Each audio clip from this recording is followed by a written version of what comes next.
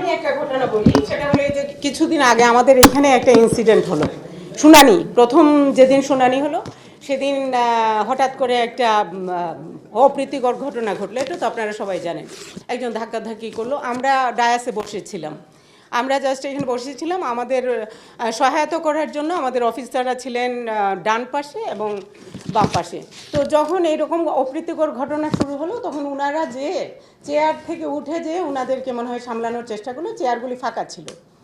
তো আপনাদের এই যে সাংবাদিকতা নিয়ে কথা, আপনারা এমনভাবে চেয়ারগুলোকে ফোকাস করলেন। আমার আত্মীয় স্বজন আমাকে ফোন করে বলল, তোমরা তো চেয়ার ছেড়ে উঠে পিছনে দরজা দিয়ে পালাইছো। তাই কি করেছিলাম আমরা? তাই কি করেছিলাম? এই যে আপনাদের উপস্থাপন, এই উপস্থাপনের জন্যই আপনাদেরকে সবাই ভয় পায়। এই যে একটা না, এই যে আমি না, আমাকে বলতে দিন প্লিজ, আমি শেষ করি। আমার শেষ হয়নি, আমার শেষ হয়নি। আচ্ছা শুনেন, তারপর আমি কোনোভাবেই আমার আত্মীয়কে আমি কোনোভাবেই আমার আত্মীয়কে বুঝাতে পারছি না যে না আমরা ওইখানে বসেছিলাম। উনি বলে না দেখলাম তো চেয়ার ফাঁকা। পরবর্তীতে আমি একজন সাংবাদিকের একটা ক্লিপ পেলাম আমার মোবাইলে, সম্ভবত স্টার নিউজে কে আছেন, স্টার নিউজে দেখলাম, স্টার নিউজের একটা। তো আমি ওটা দেখলাম, দেখলাম যে না আমরা ওইখানে বসে আছি।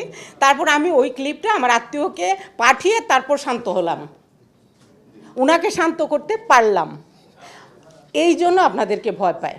এখন আপনারা যাবেন আমাদের ভোট কক্ষে ঢুকবেন, হয়তো একটু দেখবেন ওইটাকে আপনারা ফোকাস করে দিবেন, সারা দুনিয়া জানবে যে আমাদের ভোটটা এরকম হয়েছে।